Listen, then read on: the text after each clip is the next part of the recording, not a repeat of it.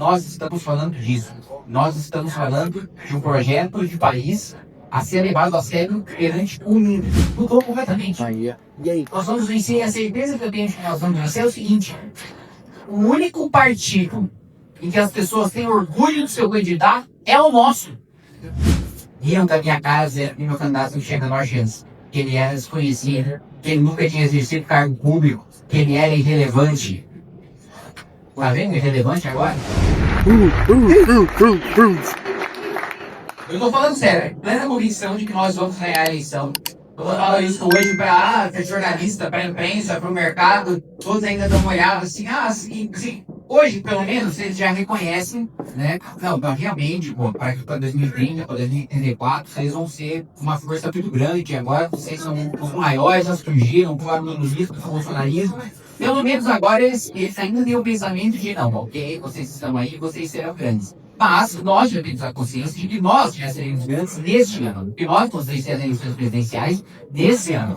Então, eu quero colocar aqui para cada um de vocês que cada congresso do governo brasileiro, em cada estado, cada momento desse que a gente vive é um momento histórico. É um momento a ser lembrado daqui a 20 anos em que vocês vão falar. Eu sei quem tem filho, quem tem neto, mas muitos de vocês terão, né?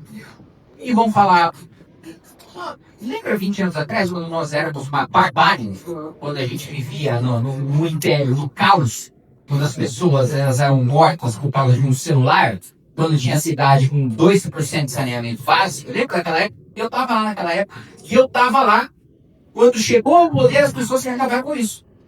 É esse o momento que a gente vai contar para as futuras gerações. Então, apesar de que o Renan, assim, se eu estou neste estado, né, como a gente brinca entre nós, Jota, quase coringando, o Renan tá ainda pior. Mas, ainda assim, convictos e movidos por um propósito de que nós vamos vencer, nós vamos fazer história e nós vamos deixar um legado que, modéstia à parte, e isso para os outros pode parecer megalomaníaco, mas para quem é militante da PL, para quem dá uma partido de missão, sabe que isso não é megalomania, sabe que isso é uma meta, sabe que isso é uma obrigação a ser cumprida, sabe que isso é um objetivo a ser cumprido, sabe que isso é uma missão a ser cumprida. Nós entraremos para a história com aqueles que transformaram o Brasil num país desenvolvido, num país poderoso. Né? Nessa semana eu estava com o Renan, com 60 embaixadores de diversos países, e no primeiro ponto eles já se surpreenderam. Falaram, pô, Zema, Caiado, Flávio, precisaram de tradutor. Né? Você falou diretamente com a gente, falando com o Renan. Né? E aí, primeiro, a impressão deles, e a primeira coisa que foi engraçada de escutar: olha, você foi capaz de ser carismático e inspirador numa língua que não é sua. Essa foi a primeira coisa que os embaixadores falaram, inclusive o do Japão, que estava lá, né? Estava em casa, ia apresentar meus amigos japoneses para o Renan, ele finalmente conheceu, e o que eu escutei dos diplomatas japoneses é: Renan, cara, ele sabe qual é o papel dele, sabe quais são os problemas, sabe como resolver e tem a determinação de fazer isso. Isso que eu escutei dos diplomatas japoneses, e aí teve a provocação, o Renan, também, para os diplomatas franceses, falando: ó, a gente sabe que vocês são esnobs, a gente sabe que vocês ficam aí querendo dar palestra pra gente, do que a gente tem que fazer, não tem que fazer no nosso país, né? E a gente sabe também que muitas vezes tem presidentes que não têm coragem de defender o Brasil frente a vocês. A gente já sabe o que a gente apoiou o Macron, isso o Renan falando, vários diplomatas franceses. A gente já sabe o poder que já apoiou o Macron, a gente já sabe como vocês gostam de dar palestra pra gente na ONU. Quando nós chegarmos ao poder, a conversa vai ser diferente. Nós queremos ter aliança, nós queremos ter aliados, nós queremos ter parceria, aí a gente vai conversar na mesa dos adultos. A gente já não vai olhar para vocês de baixo para cima. A gente já não vai aceitar o goela abaixo o discurso de: olha, vocês estão devastando. Não, a gente vai falar: vocês que já terminaram de devastar. Vocês já acabaram com o clube. Né? A gente, ó, ao nível de preservação que a gente tem, né? A Dinamarca estava lá também. A embaixadora da Dinamarca, Eva, se gaba de ter energia limpa, de ser um país verde. Eles têm 50% de energia limpa, eles demoraram décadas, nós já temos 85%. E não temos o nível de propaganda que a Dinamarca tem. Então, nós vamos tentar resolver a Rússia, nós vamos resolver os nossos problemas domésticos, nós vamos fazer uma guerra da mesma maneira como hoje. A gente se une para torcer pela seleção brasileira. por mais pessimista que eu pessoalmente esteja a situação brasileira, mas hoje nós temos um dos poucos momentos de união nacional que nós temos é torcer para a seleção brasileira. O novo grande momento de união nacional vai ser a guerra do Green. Quando a gente decretar o estado de defesa, quando a gente retomar os territórios tomados pelo Comando Vermelho, o primeiro comando da capital, quando as primeiras lideranças aparecerem mortas e a gente orgulhosamente anunciar suas mortes da mesma maneira, sei lá, o Obama anunciou a morte do Osama Bin Laden, a gente vai chegar e falar, olha, o líder do PCC que está morto, o líder do Comando Vermelho que está morto, e nós vamos seguir para o seu sucessor. E a gente vai fazer o LH do crime organizado trabalhar como nunca para substituir as suas lideranças. E essa vai ser a nova pauta de união nacional. Esse vai ser o novo.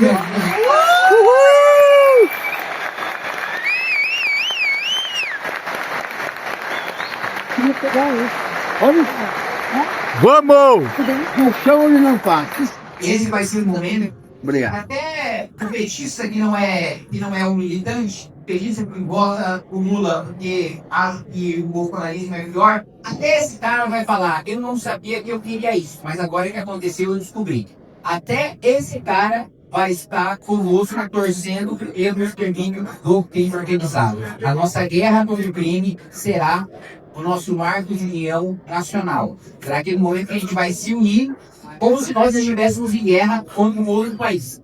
A gente não vai olhar para o lado e falar, por qual que é a sua ideologia, qual que é o seu partido. Não, a guerra vai estar declarada, ela vai estar clara, as pessoas vão entender que nós estamos contra um inimigo externo que está dominando o nosso país.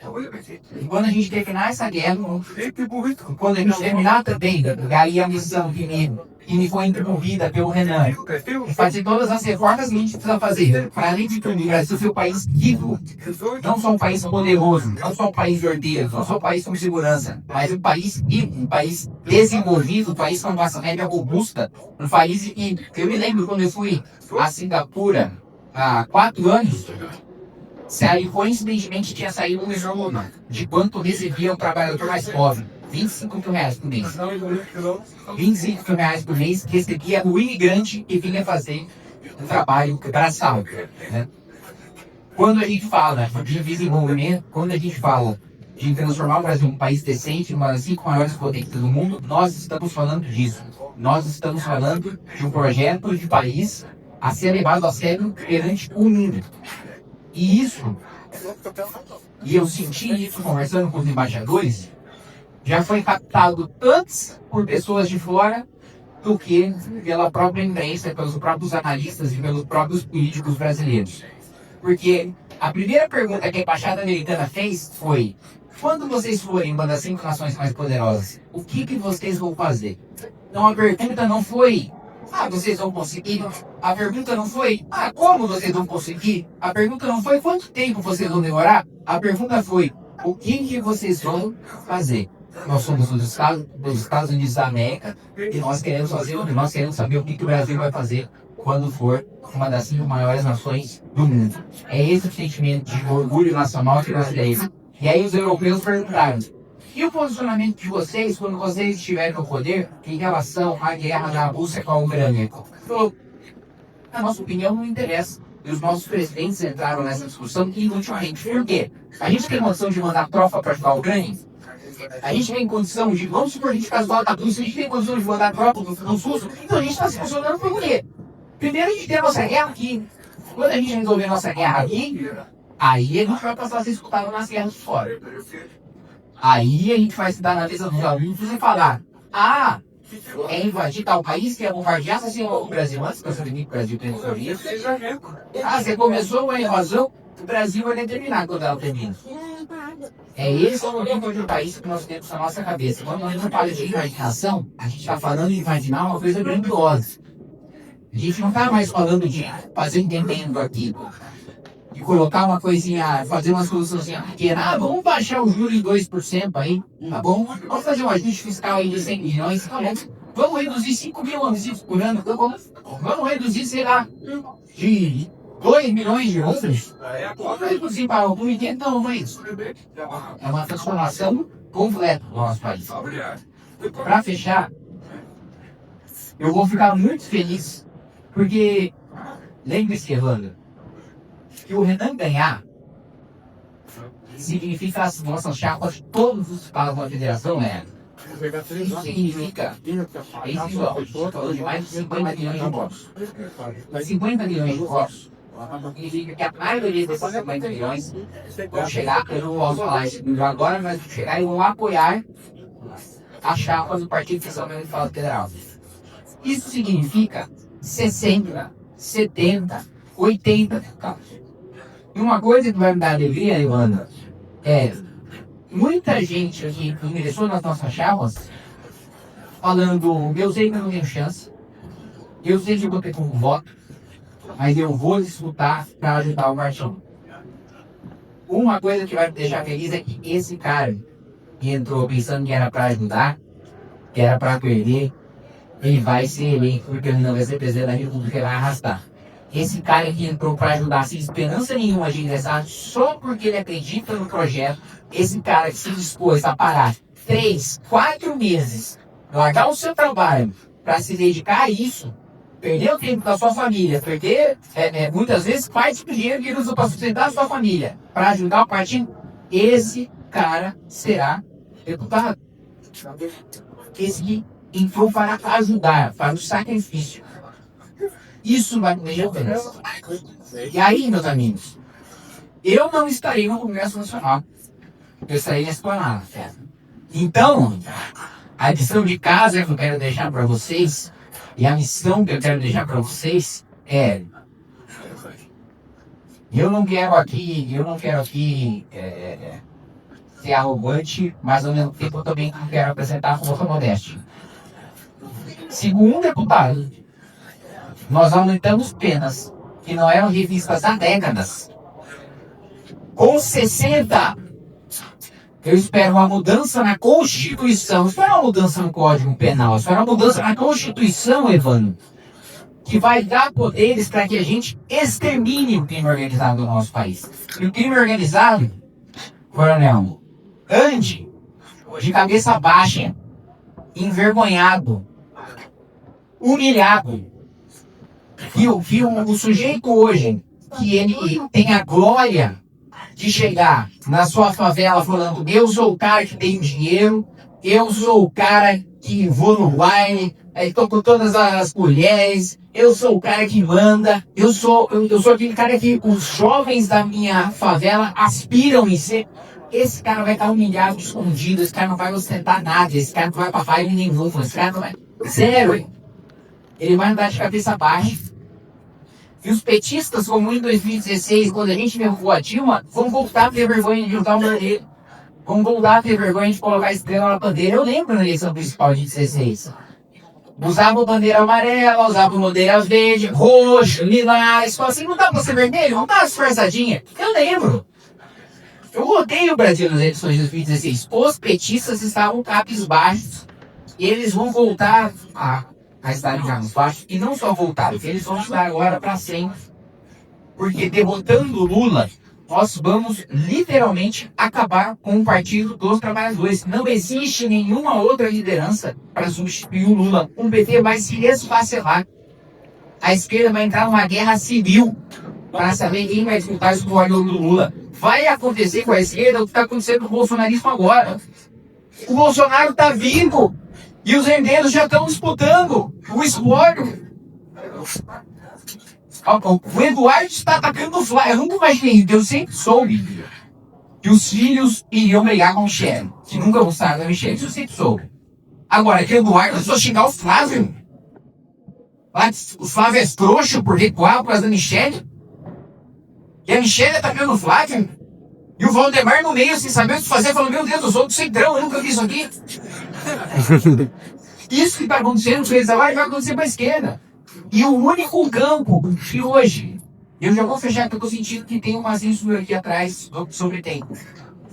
Então, eu quando levanto, cara, eu fico olhando assim porque tá num tempo. Esqueci o que ia falar.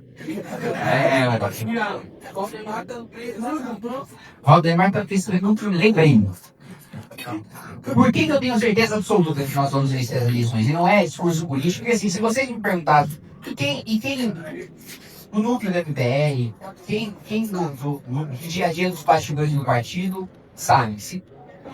Conversa comigo 6 meses atrás, era o Renan vai pontuar bem, vai ficar em terceiro, e nós faremos de uma boa bancada que vai surpreender, vai surpreender a massa política, mas vai ser uma bancada de médio para pequeno. Mas uma bancada que ninguém espera. Se falassem comigo 6 meses atrás. Hoje, mudou completamente. E aí? Nós vamos vencer, a certeza que eu tenho de que nós vamos vencer é o seguinte: o único partido em que as pessoas têm orgulho do seu candidato é o nosso. A esquerda está refém do Lula. Ela não está mais inspirada pelo Lula. O Lula já não é nosso. É esse o cara que vai fazer nossa revolução. É esse cara que vai... Não, a esquerda está cansada. O Lula está desgastado. O Lula não tem mais saco. O Lula não quer governar, ele quer viajar. Ele não vai para o Congresso Nacional, não articula mais nada. Eu confesso pra vocês, quando o Lula venceu, eu falei, lascou, eu não dei a menor chance de fazer nenhuma oposição. Estava na minha cabeça o Lula 1, o Lula 2. Ele é o imperador do Congresso. Não, gente, acabou o Lula. Acabou, a esquerda tá empurrando o Lula ladeira acima. Não tem, o cara. Esse cara é uma espécie de extinção. O Ibama está protegendo o petista que está empolgado do Lula. Do outro lado, gente, do Flávio. Eu nunca vi do jeito que eu... acho que vai apontar em A, né? Flávio. Tem que? Flávio. Eu não é com Flávio. Então... as pessoas se escondem, não tem nenhuma empolgação, nem nada de papel no peito. E eu digo mais pra vocês. Eu converso com todo mundo no Congresso. E aliás, Evandro, você vai ter que desenvolver o estômago também pra conversar com todo mundo. Mas eu te entendo. E quando eu entrei também, você vai ter que ter os remedinhos que ele passa. E o que eu escuto, não é que o Flávio não tem militância orgânica, não é que o Flávio não tem militância animada. O Flávio nem a rede orgânica ele tem. Eu converso com o deputado bolsonarista, ele fala, Flávio, tô me chama, tô confortado eu. Quando me perguntar, eu vou falar do Flávio, mas assim, não tá palanque lá, vai ter no peito, juntar gente. Eu vou colocar nos meus antigos, né, pra eleitor bolsonarista, que não tem o que fazer, né? É o Flávio agora. Espero, deixa de ser logo. E os deputados, não é a militância, os deputados estão desanimados com o Flávio. Os deputados estão falando, eu vou com o Flávio para perder. Só que eles não entenderam ainda, eles ainda acham, viu? Eles estão com o Flávio para perder para o Lula. Não, eles estão com o Flávio para perder para o Lula, não. Isso eles ainda vão entender ao longo do tempo. Então, a minha certeza de que nós vamos vencer e somos privilegiados nesse momento, tá? Porque quando nós voltarmos aqui, seja durante a campanha do Renan, seja depois da posse do Renan, vai ser uma multidão. Porque assim, vai ser. Quem tá no fundo, a gente vai dar, sei lá, um mega a gente vai colocar as caixas de som que a gente aprendeu a falar funk e ainda assim, não vai dar pra escutar no fundo. Esse aqui é um momento único. As primeiras pessoas no Rio Grande do Sul que estão trabalhando para o projeto que vai governar o país, que é o projeto vitorioso. As próximas vezes que nós estivermos aqui, vão ser as pessoas, todos vocês trabalharam para a gente convencer, mas que não são os primeiros, que não são os militantes de coração, é gente que a gente vai inspirar, é gente que a gente vai empolgar, mas não são vocês. Não são vocês que tiveram no começo. As pessoas que virão depois não são iguais. Nós que estamos aqui agora somos os primeiros na trincheira. Nós que estamos aqui agora, quando tiver a primeira crise do governo Renan, eu não tenho dúvida de bater várias. Ou seus caras que vão continuar. Os seus caras que ainda estarão aqui.